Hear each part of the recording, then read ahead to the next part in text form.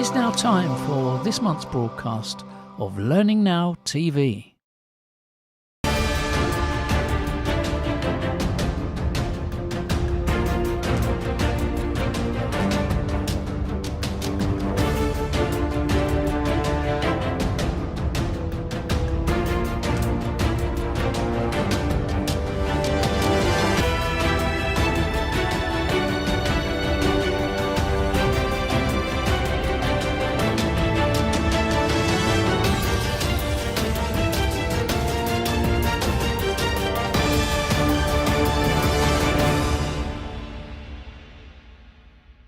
Kate, I cannot believe this, but this is the 100th program of Learning Now TV. That is an amazing milestone, which I never dreamt for 1 second that we'd reach.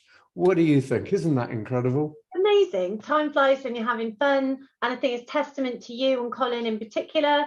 You know, I just stand on the shoulders of giants, and some of whom will feature in today's show. But yeah, incredible achievement, and you know, thanks for our audience and our sponsors for sticking with us on this amazing journey. 100 down, 100 and more to go. Absolutely right. And we should pay tribute to Colin, because you know, I've done maybe 96 or 7 of them. I haven't done all 100, but I can tell you who has, and that's Colin. So he is the eminence grise behind the camera, and his dedication has kept us going over these years. I was going to say months, but no, it's years. So what have we got on the show? What have we got, Kate? Well, exciting. I talk about standing on the shoulders of giants. We have got our first ever guest back with us, the legend that is Elliot Macy, come back to join us, which is really, really exciting to see how things have changed since he was first on. And my predecessors on the hosting front, Kim Edwards and Lisa Minogue White, join us as well. So really, really, you know, just a bit of feel-good reminiscing, but also quite a serious look forward as to what's coming next for L&D. Yes, and I managed to turn the tables on Robin Hoyle. So Robin has been such a regular contributor over the months and years that I interviewed him. So I got a bit of an insight into what makes Robin tick, which is really good fun. And what else have we got, Kate? Anything else? Yeah, Rob Clark is here as ever with his Learning News Roundup. And Nigel, I hate to say it, but a bit of a blooper reel featuring you and Kim and Lisa. She says happily that I'm not a part of that, but it should be quite entertaining towards the end. Yeah, I haven't seen this yet, Kate, so I'm saying that with a slightly through gritted teeth.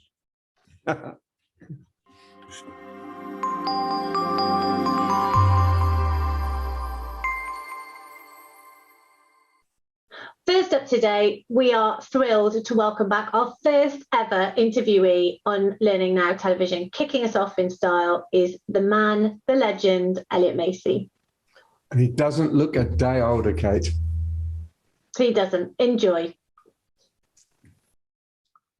We launched Learning Now TV on the 14th of October, 2014. Seems like a light years away, an age away. And the very first guest on the very first program was Elliot Macy.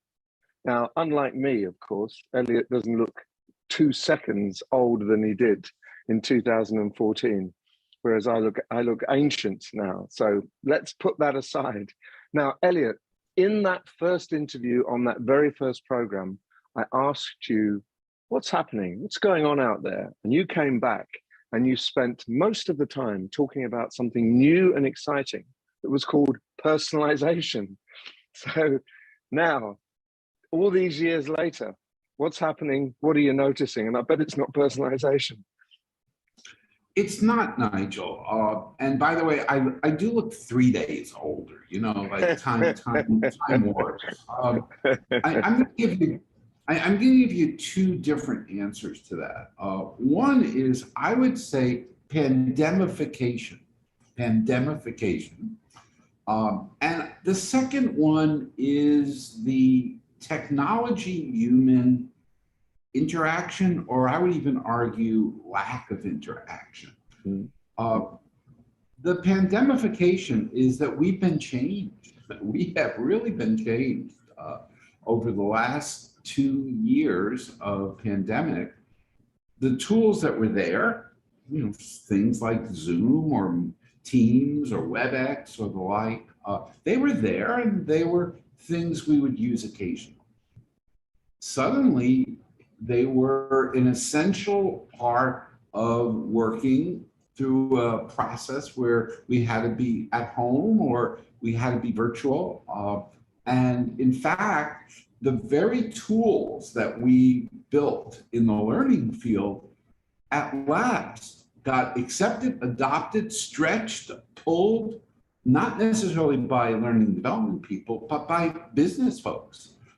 I had an opportunity over the last few years to be talking to the CEOs of global corporations. I remember the beginning of the pandemic, every morning being on a video with a number of leaders, including the CEO of Lindt Chocolate, who was coming to us from Italy. And out the window, we could see what was happening in terms of ambulances and the like. Our tools became, in many ways, integrated into what we've done. Yeah. And integrated into work, you mean? Integrated into the way we just, everything that we did required technology to be able to take one step forward. Is that what you mean?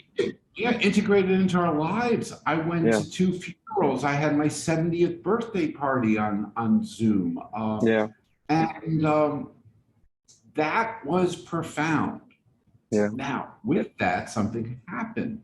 And I think it's an interesting one. We shifted away from learning and development primarily being course-based and being seminar-based and being class-based. And by the way, I think those are good things in many ways.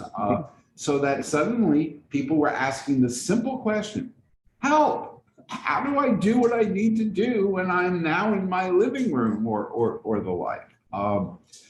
We noticed that course design went down because if we could put the subject matter expert onto a virtual window and people were there, and now we can maybe display, the magical PowerPoint, life would be okay, and we didn't necessarily need to have a traditional course structure. As we emerge in different ways through and beyond or into what many people would say the endemic stage, we're trying to figure it out. Do we go back to that? Will there be gigantic conferences? Will we ask new hires to go through 3 weeks of 9 to 5 in the afternoon classes? I'm guessing it's not going to be that linear. It's going to be in many ways, whether we want to call it blended or hybrid, and we get new terms every week. But the significant thing the pandemic did was it made working virtually or working in a dispersed fashion or working globally not, a nice option. It became how we did the learning side of work. Now, so how about your second point then about human technology? It would seem from what you've just said that we are much more integrated with technology, but you said at the beginning, human technology interface or the lack of it. So explain your second proposition. Well, this is the first time I'm saying this out loud, okay? And I want to think about how do I express what I'm about to say. Wikipedia praises or criticizes me having been one of the people in the early 1990s who helped introduce the term and the concept of e-learning. And I'm proud to be part of that. And literally over those decades, I've worked with you and others as we try to help new people into the industry, rising CLOs, trying to get their doctorates and the like, to understand what the role of e-learning and technology play. Here's the disappointed or concerned, Elliot? We have seen now the rise of large technology systems, whether we want to call them LMSs, or now they might be called learning experience systems, or they might be called talent systems. And we've seen the rise, and by the way, the rise not only of their popularity, but certainly their stock price, you know, and I get interesting smiles when I hear, and so now is valued at 1 billion euros, and they haven't made $1 of profit, you know, but they're at 1 billion euros. But here's the real concern. We always assumed that we were in the learning and development business. And when we were in the learning field, we made an assumption, I think it was a good assumption, that we had people who were focused and skilled at building the quality of the learner's experience so that they understood, they could learn, they could try, they could experiment. And technology then became a wonderful multiplier and extender of that. Imagine if, not having to teach that course 20 times, I could teach it once, just as you were doing, in front of a video, and now it would be there for people. But the assumption always was that that learning person was involved in learning and development. They understood human behavior. They understood how to deal with the person who was confused because they had a different way of thinking about it, or whose language understanding of the terms that we used were different. The module, the needs assessment, and all. My concern, actually I would go a bit farther, my deep concern is that I now hear organizations say, hey, I got it solved. We went out and licensed 100,000 videos for people, and all we need to do is put it on a website, and they could press a button and boom, they go get a wonderful video.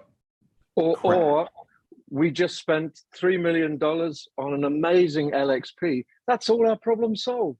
Now everyone can get everything at any time. We are a learning culture. Not true, is it? Doesn't work like that. So if you want to go to Netflix or Amazon or any streaming service, we wouldn't say, wow, they used a really good video editor to do that film. No, there was a director who understood. There were actors who understood. There was the skill set of what great cinema was. And then technology could multiply it and bluntly be in the background. I could give a crap what the video editing system was to bring me this brand new Tom Cruise film. But in learning, we've decided, maybe not we, but I think the field has decided, let's fall in love with the technology. Let's fall in love with it. Let's say, boy, we're doing it because we're making 100,000 classes available to people. Go out into your organization, go to lunch, and come up to 10 random people and ask them, how did you learn to do this skill in your job? I guarantee you, they're not necessarily going to talk about that technology. And in fact, I think that's right. What I think we've done is we've dropped development. Development is the human process by which the learner, with whether it be a subject matter expert or their manager or other learners, works through the human process. You don't get a little child able to figure out how to walk by showing them a video.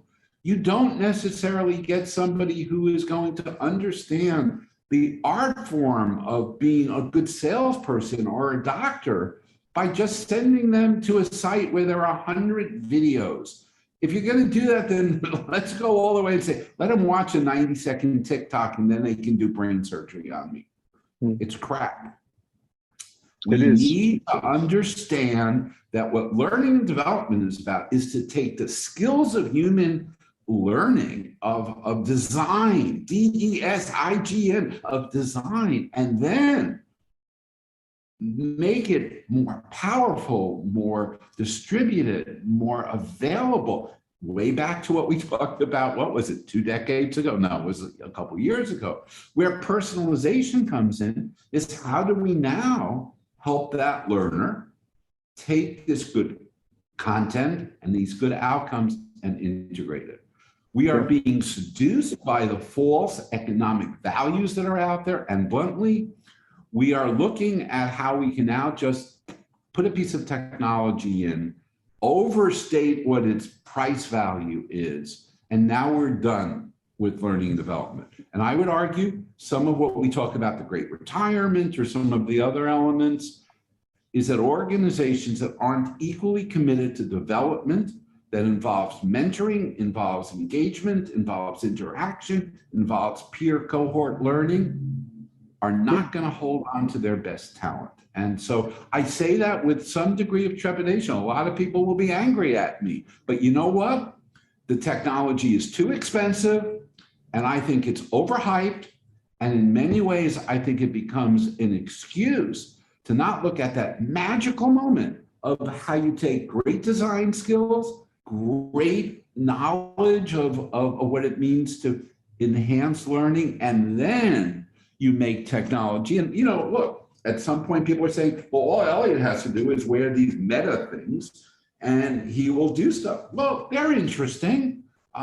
You and I played with Second Life, and I can't wait to see what comes there. But you know what?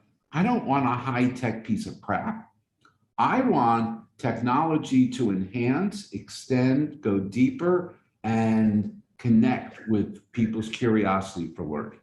That's a message, a clarion call, and a wake-up call for the next 5 years or so. So we'll come back again and we'll say, were you right?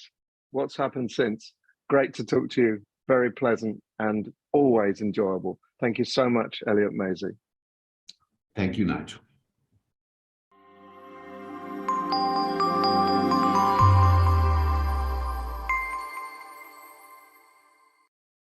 Upskill and inform your learners with Mind Tools for Business. Empower your people to thrive at work and help them step up and meet everyday workplace challenges with confidence. Our toolkit provides unlimited access to thousands of quality assured resources, all in one place. It's easy to use and on demand, anytime, anywhere.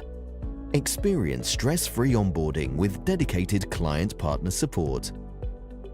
And get access to our library of industry insight and expert analysis. Perform, manage, lead with Mind Tools for Business. Visit mindtoolsbusiness.com to find out more. We've brought Kim Edwards back.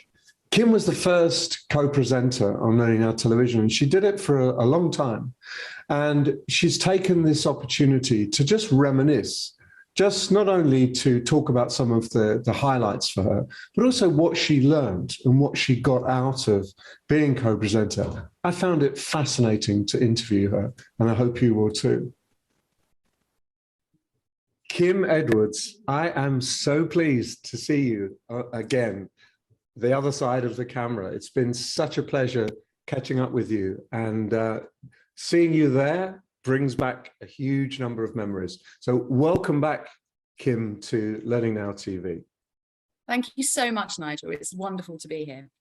Great, thank you. Now, what we're going to do is just do a little bit of a retrospective, and I'm going to ask you just a few questions about that experience. You were a long-term presenter on Learning Now TV, as you well know.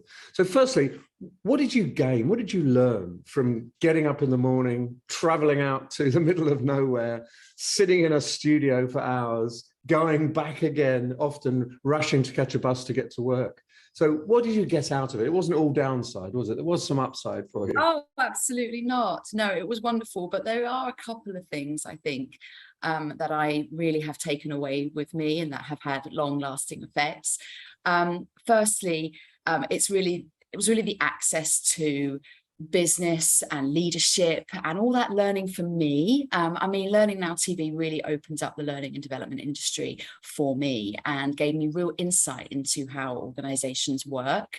I think as a corporate professional, even within a successful global culture and development team, you can really operate within a bubble. And so meeting with learning leaders every month, working with you and Colin, really gave me a perspective and ideas of what other organizations are doing with their people and how they are supporting them and helping them to thrive, and all the experimentation that other learning and development professionals and teams do as well. So I really came away with such great ideas and insight that I could then work with my team, and it also helped me build my own personal and professional networks as well. Yeah, so you're a senior manager in culture and development at Getty Images. So you took back some of those insights straight back into the workplace, and that enhanced what you did. Excellent. That's a great news.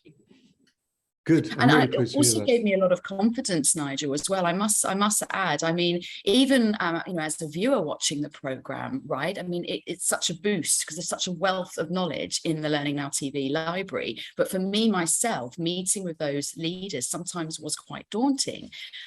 Sometimes you feel that you might not have a voice, or you don't really know what your opinion is on certain topics.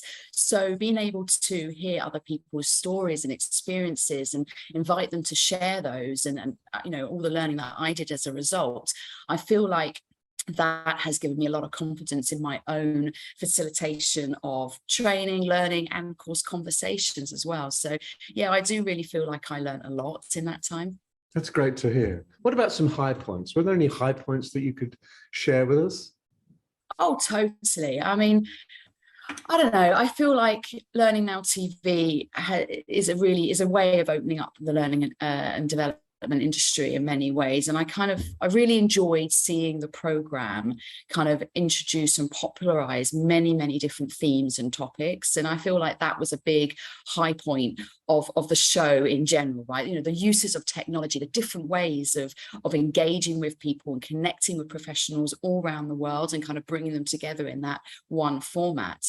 Whether it's Helen Blunden's roaming around Australia and talking about vlogging, or Martin's research, of course, and I feel like LNTV really opened up our industry in that way on a global scale, yet still feeling quite intimate. So I think overall that's a real high point for me, just the impact the program has had.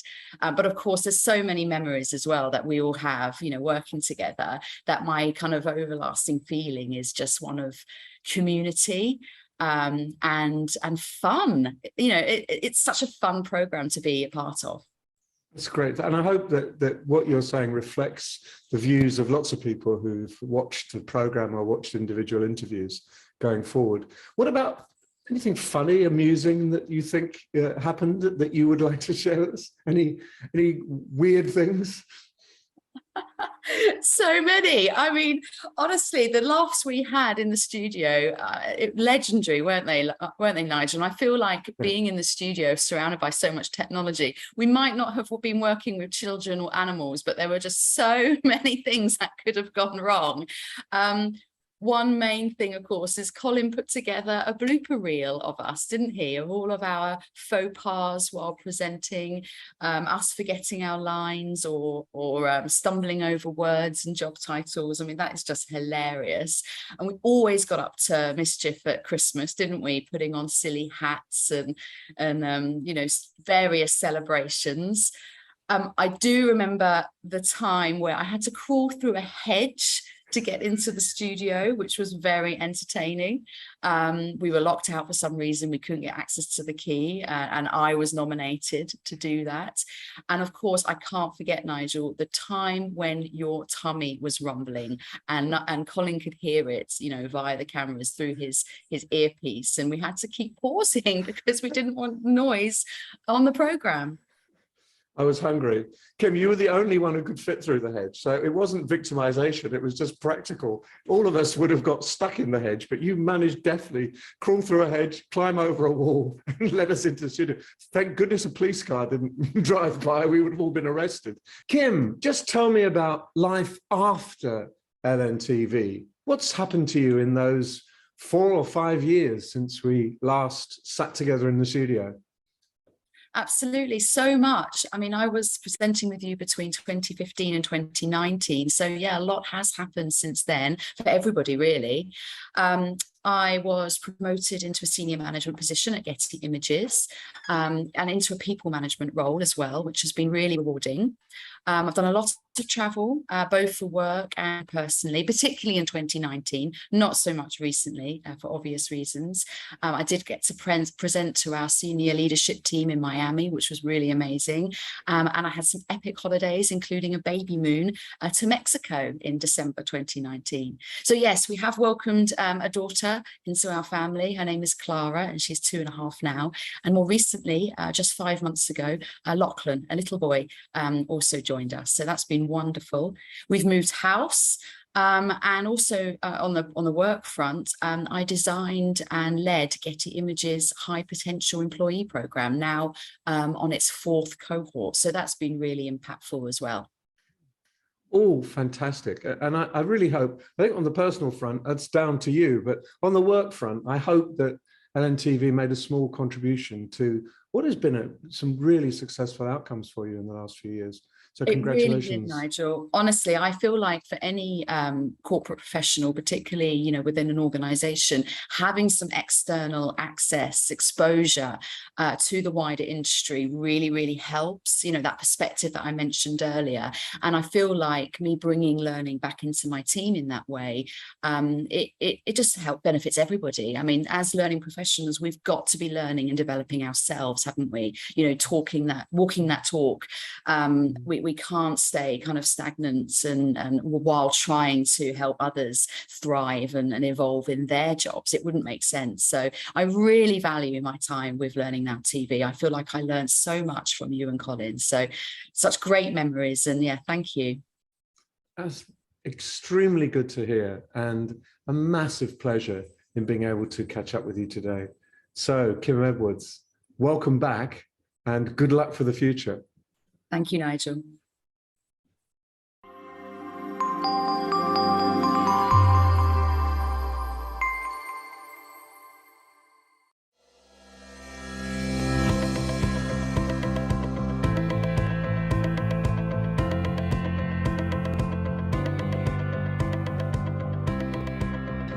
Maybe we'll do that later.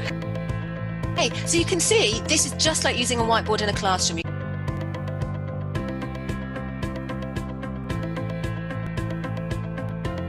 And then you do my 3-year-old's favourite, you just have a nice little wiggle. 1, 2, 3, rate it now.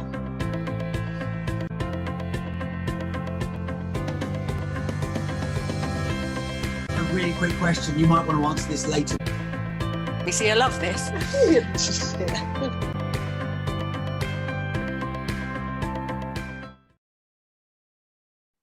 Welcome to program 100. And Robin Hoyle, my guest, was interviewed on program number 2. And since then, he's made about 50 interventions for us, covering a range of topics that sometimes excite him, sometimes drive him completely insane. And he's provoked us, he's challenged us, but he's always kept us entertained. So I'm going to find out a little bit more about Robin the man, and Robin, where he's based and where his ideas and what he sees for the future. So Robin, welcome to the 100th edition of Learning Now Television. Pleasure to be here, Nigel. Good. Now, tell us, where do you live? Where does all this emanate from? Where are these waves of insight coming from? Well, I live in God's own country, which is, as anybody inside Yorkshire will know, is Yorkshire. And some of you may have kind of picked that up from my accent over various programs, but I actually live now in the Calder Valley, which is midway between Leeds and Manchester.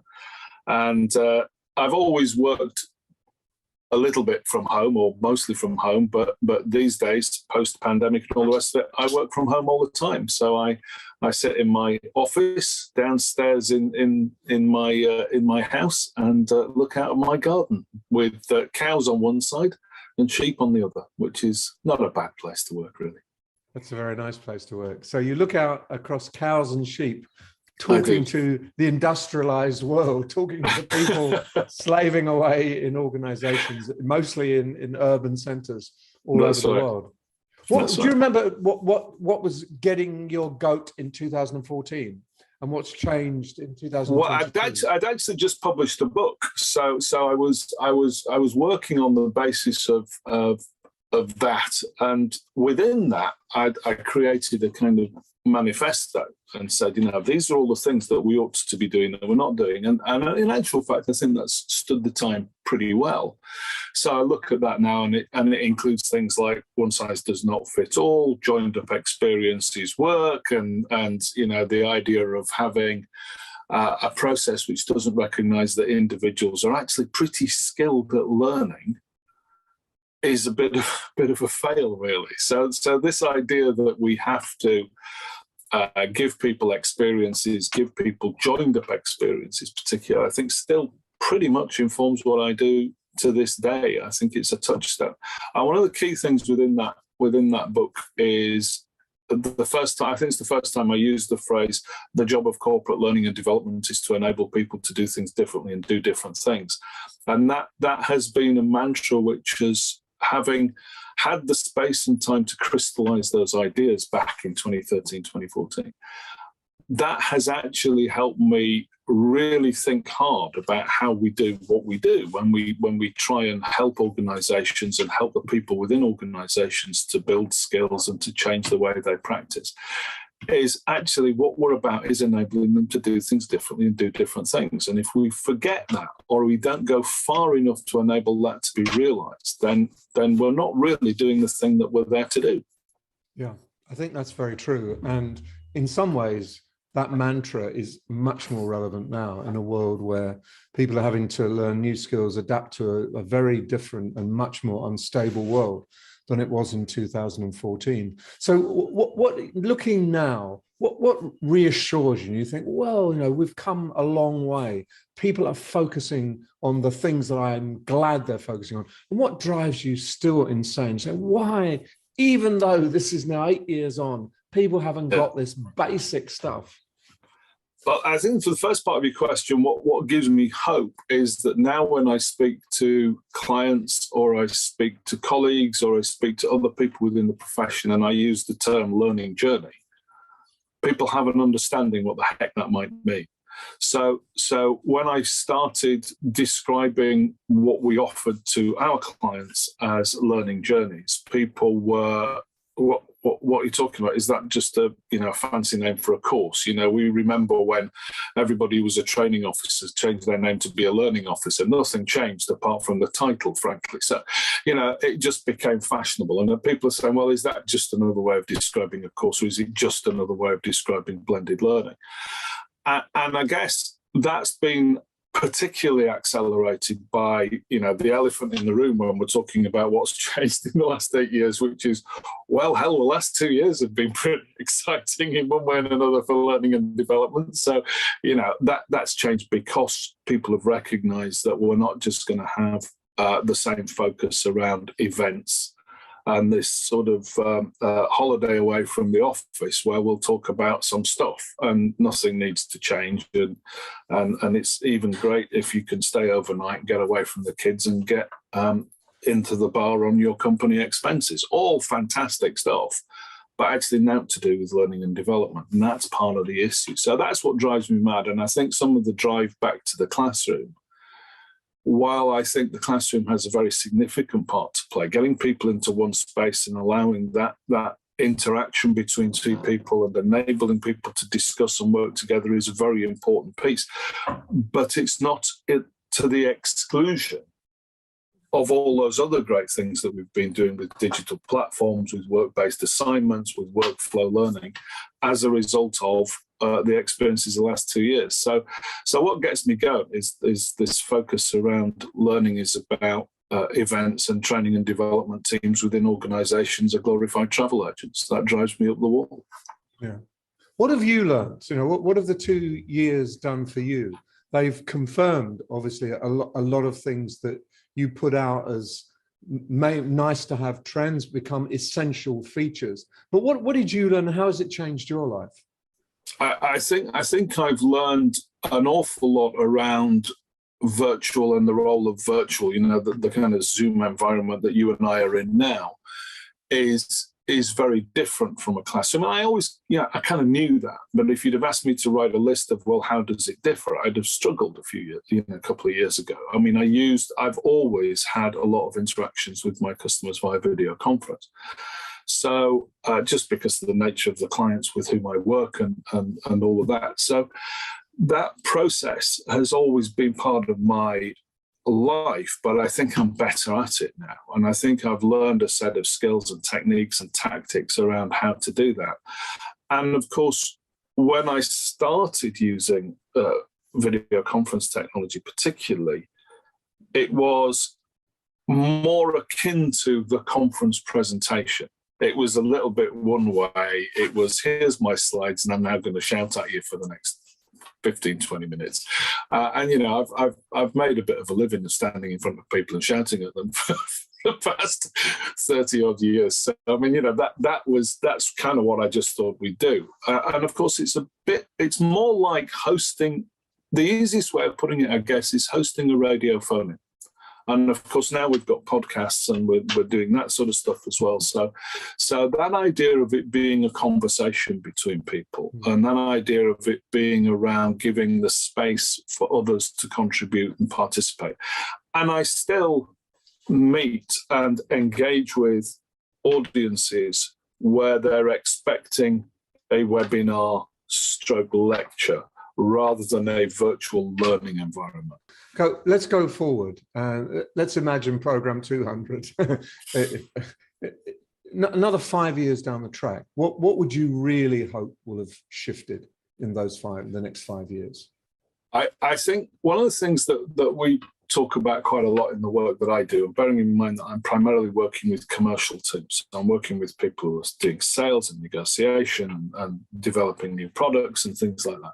So when I'm working in that environment, the idea of the safe space, i.e. the chance to practice, the chance to have a go and get things wrong, is predominantly that's when I'm with them and we are in a training environment, whether that's a virtual space or it's a physical classroom or whatever it is. I think that in order for workflow learning to really work, and you know, one of the things that I think is, again, as part of that learning journey idea, has really started to have some credibility now, because it's got some structure to it, is the idea of learning on the job and trying things out and getting the skills that you need through experimentation within the workplace. What holds it back is that the workplace doesn't feel like a safe space for people to do those things. So what I hope I'm talking about in Program 200 is how Organisation X has created that safe space for their people to do things, but it's still a real environment. It's still the real world, there's still real work going on. And obviously, if you're talking to customers and clients and things like that, that's always going to be problematic. But that doesn't mean that we can't have safe spaces within our internal team or with our colleagues or other departments within our organisation. And it always feels a little bit too risky for people to really, you know, experiment and try things out that they wouldn't ordinarily do, because, you know, what happens if you get it wrong? So, you know, we do live in an environment and in the world which I think has become increasingly performative. So people are not necessarily doing good things, but they're making sure they look like they are. We're still fundamentally learning in the same way as we do as children. And that means we need a little bit of support and a little bit of safety, but we also, you're right, need to be brave, need to be prepared to take risks. And there is a contract between me as a learner and the organisation with whom I work and with whom I work for, that they will protect me from the worst components or the worst risks of that process. You know, my dad, who's no longer with us, unfortunately, used to say, you let children fall down and scrape their knee, you don't let them fall over and break their leg. And that's where we need to get to as an organisation. The wise words of Robin's dad. I think we'll finish with. And roll on the next 100 programs. And I hope you'll still stay with us, Robin. That was a really excellent and enjoyable conversation. I really appreciate your time. Thank you. Not at all. Thank you, Nigel.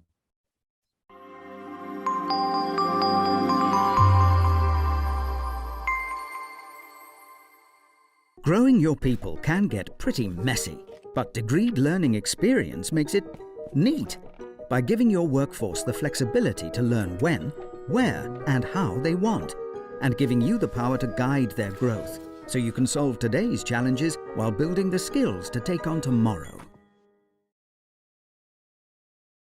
I also got the chance to talk to Lisa Minogue White.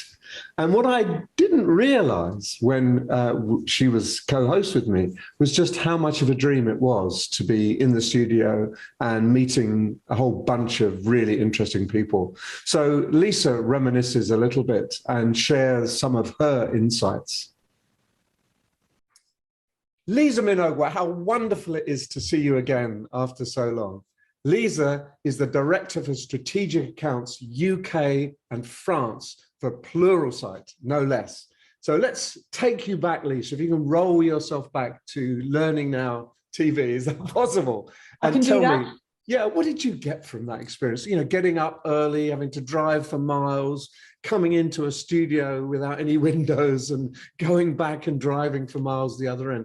What was there for you that you got out of it? We know what we got out of it having you there, but what did you? Oh, it was a lovely drive. Colin would always choose the nicest places to have studios. So it was a beautiful drive through the British countryside. So it was never a chore.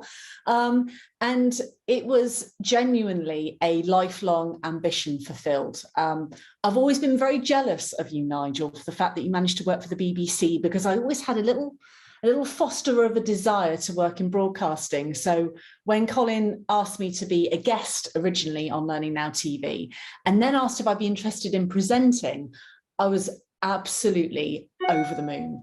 And I think, as well as the experience of being a presenter, it opened a huge number of doors for conversations globally, particularly in the US. So as well as here in UK and Europe, I've got some incredible connections as a result. And yeah, it was an absolute career highlight. I loved every minute of it. Good to hear. Really good to hear. What about high points? Any high points, any things you remember as being particularly exciting? Well, I mean, I loved being in the studio. Like I said, just the mechanics of how this stuff is done, the kind of people that we would get in, the enjoyment that they would get. You could see that people got that real thrill from being in the studio and being interviewed, and it meant a lot to them. I loved having my daughter in to join us for the 1 week where she came in during school holidays, and she did a link for us. That was just lovely, again, for her to see how these things are built. But actually, one of the things that I am eternally grateful for is Colin enabling us to launch Learning Now Radio, where we had our series of podcasts, because podcasts are probably my favorite form of media. So having the chance to do a deeper dive with people that we'd had on the show was absolutely wonderful. It's something that I really would love to pick up again. I absolutely adore podcasting. So the fact that Colin gave me that license just to go and do that was absolutely incredible. Obviously, it took me away from the studio for you, Nigel. So, you know, I loved being there. But yeah, it was amazing. And it's missed. There's a gap, because you're right. It allowed that deep dive. And there's some great little podcasts that you produced. So well done for that. Yeah, we shouldn't forget that. That's a part of your contribution, I think, that was uniquely down to you. What about funny moments? Any kind of absurdities that you can remember? Do you know, the difficulty is in this one is there are so many of them. I don't know if I can pull one out, because Mr. Payne has an absolute potty mouth. So the blooper reels are absolutely fantastic. It was just something amazing about watching this mix of intensity and him absolutely fall off the rails at some point. Was just absolutely incredible. It would crack me up every time. And he also has a terribly cheeky look in his eye. When you know you've got a really tough name that you've been trying to practice, and I've got the pronunciation locked down now. He'd just give you that look and that would be it. It would all be over. So yeah, I particularly enjoyed that because I think that happened every single time I was in the studio. So it's not a funny bit. There was just always, when is Nigel going to trip me up, or when am I just going to see Nigel fall apart? So they were always great. We did have moments, Lisa, where we did not make eye contact because we both knew that at that second it would all fall apart. You're absolutely right. And I do have a thing about names that when I rehearse them and learn them, I'm okay. But if I make a mistake, I can barely ever recover from that mistake. That name just lodges in my head. And there are many instances of that. You were much better at that. But yes, we had to get round some pretty good tongue twisters in our time. We did, and I don't think Colin ever invested in a bleep machine, but it would have been great if we could have kept them in. That bleep machine would have got worn out within a couple of episodes. It's true. Now, what about the journey since? Tell us a little bit about where you've gone to and where you've got to years after Learning Now TV. Yeah, it's been amazing actually, because during Learning Now TV, I made the transition from a business owner into a corporate role, and that's been absolutely fantastic. And I can't thank Learning Now TV enough for the knowledge that it's given me, because I've gone on to specialise in learning in the tech sector specifically, so for technology teams, and I've moved into a leadership role this year as a result. And I think a huge part of that was the generosity of our guests in terms of sharing what their ambitions were, what their strategies were, but what their challenges were. And it's something that I've been able to take and build really close relationships and consultancy with really large organizations. I've been blessed to work with the biggest organizations in the world during my role. And that really has come down to just having that insight into what it really feels like to work in learning and partner with the business. So it's been a huge contributor to my success at Pluralsight, and the fact that I get to work with our CEO, and it's been amazing. And I'm just a little sad that I have less bandwidth as a result, because it's a all-encompassing role. But I absolutely love the Learning Now team, and they've just been so wonderful, so inspirational, and I'm internally grateful to have been part of the journey. And I just hope it continues from strength to strength, and hopefully occasionally I can just pop up and say hello. I hope so too. And it's also true, Lisa, that I think Pluralsight are very lucky to have you. You've got a huge amount to contribute. And that has maybe deepened, broadened since you left Learning Now TV. But it was a wonderful time together. And thank you for your contribution. It was fantastic. Well, it's very kind of you to say so, but I think I gained a lot more than I gave. I'm like I said, I'm eternally grateful. It's a wonderful team. I think you give a huge amount to the industry. I think it's really helped propel the industry forward. And yourself and Colin and Kim and Kate have just always been so kind and supportive. So thank you so much. It's been our pleasure. Thank you. Wonderful to talk to you, Lisa. And roll on the next few years, even greater successes. Bye. Oh, thanks so much, Nigel.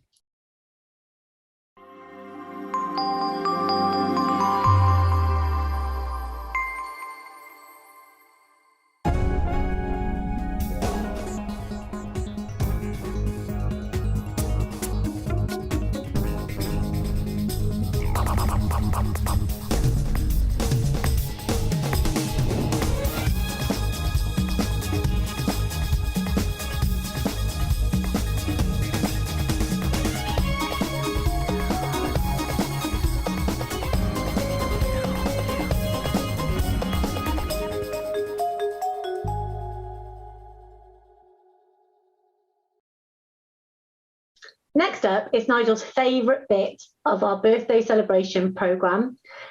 It's the bloopers. Oh no! Nigel recently interviewed Sam Taylor, Digital Learning Manager at Tesco, and she shared... What did she share? So I think we're getting a bit of momentum behind that. Next is our US correspondent, Brent Schenkler, who's going to give us insights into the latest updates from the States. You know what I did? I looked at the camera and That looked like a wedding photo. Very, very easily for being able to add that to learning material. I'm going to do that once more. I've forgotten already. First group's technology assisted learning manager. First group's technology assisted learning manager. Okay. All right.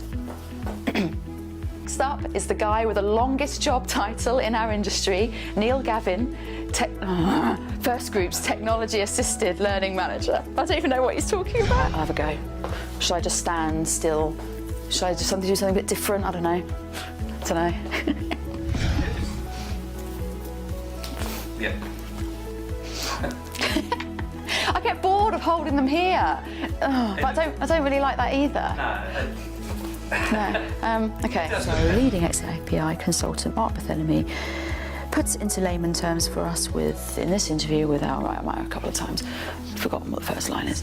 But you might not be sure what it is and how it works. So we have leading learning consultant works. So leading XAPI consultant Mark Barthélemy puts it into layman terms for us. We bet you've heard of Tin Can XAPI. Oh, I've forgotten what I'm talking about. Well, that's the end of another programme. Okay. Well, that's the end of another programme. Participants, and give you a little taste of the atmosphere if you weren't able to be there in London. Fantastic. Okay, that's much better. I did get one of your tummy rumbles. I was going to say. Was that mine? Yeah, I almost said, I hope your stomach isn't here. Do you want to do it again then? That's your stomach? Is that my stomach? Mm-hmm. I didn't hear that one. Oh, well, I heard that. No, Yeah. Is that mine? This on your mic. It's disembodied. It feels like... So you think... You sure it's not yours? You can hear it from me? Yeah, I think it's you. It's you. I'm going to stick my ear down here while you're doing it. That's... I can't say that, Colin. When designing a learning solution, it's important to use clear, and I can't remember what the rest I'm saying.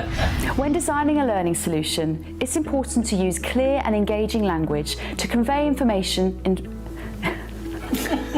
This Gold Award-winning project produced some stunning returns. Returns. I'll try that again. Oh, it's good. That was very good. Except for the jab of the Hutt. Oh no, we didn't notice.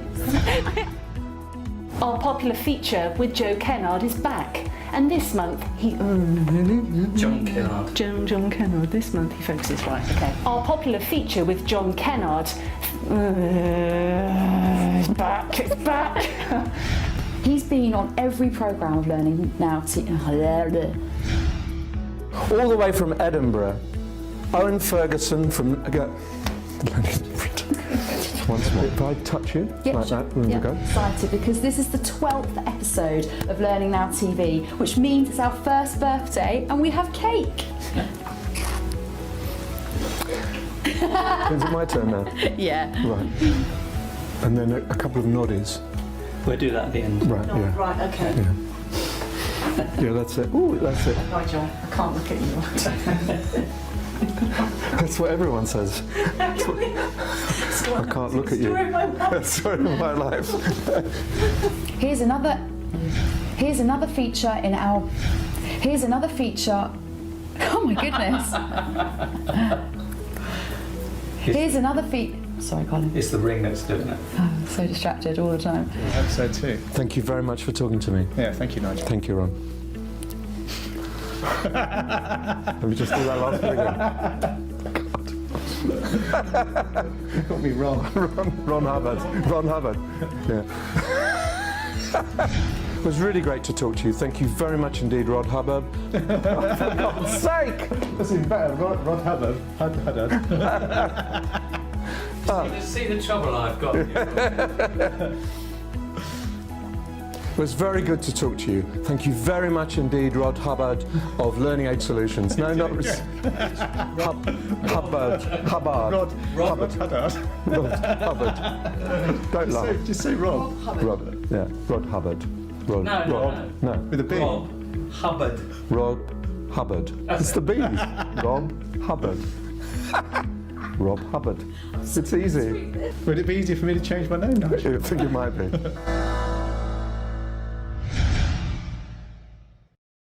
Well, Kate, it's the end of program 100, but not the end of our celebrations, because there are few people we wanted to include in the program. We just couldn't. So next program, we'll finish off with another conversation from those who have made such an important contribution to us, some of our sponsors and channel partners, and 2 more of our presenters. So I hope that that will be a fun continuation, but also an honest tribute to all of those who have made so much to make Learning Television a success, Learning Now TV a success. So, Kate, what do you think? How are you going with all of this? I think if you think back to, I mean, I was on one of the early shows. You and Colin kindly invited me on quite early doors when I was working for my own business, yes. So back in the day.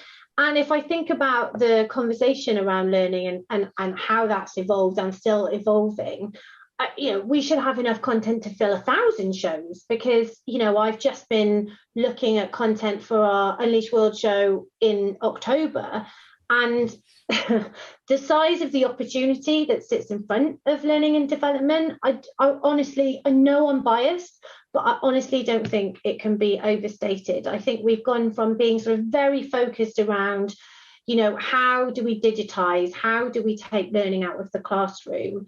How do we scale it? How do we make it sort of more efficient and effective? And there's been that e-learning into, I guess what we call digital learning nowadays journey, the rise of the LXP, the so-called death of the LMS, all of these different aspects. But what's exciting now is, the skills part of the conversation is so strategic, and across the board, all of the big vendors are zeroing in on this because they can see the size of the opportunity there in front of us. But I think when I have conversations with practitioners, the playbook for skills is not there yet. We know we can't rely on sort of these year-long competency framework type projects anymore, because the world we live in is just too fast.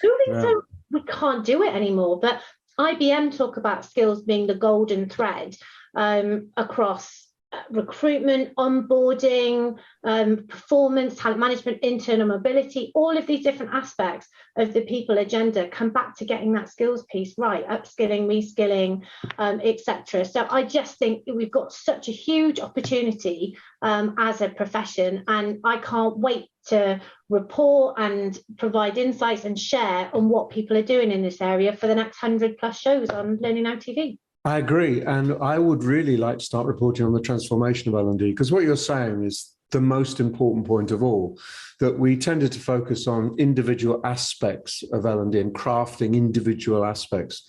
What we're focusing on now more and more is how L&D slots in with a holistic approach to the organization. It's got to be in partnership. It's the organization that needs to transform, not a couple of individuals or a department or get one skill. It's all about what the organization needs in this incredibly complex and uncertain world that we've inherited. So there's much to do. I think L&D is just beginning. It's in the nursery slopes for fulfilling its potential. So yeah, at least 100 more programs, Kate. That's the very least we can expect. But in the meantime, I'd just like to really celebrate and thank the original partners, that people like Henry Stewart from the Happy Company. Henry has been with us since program 1 and is still with us, and we're very, very grateful to him. Indeed, Owen Ferguson, now of Mind Tools, then of Good Practice, has been a fabulously loyal contributor to the show and a good partner. And Rob Clark from Learning News has been around a long, long time.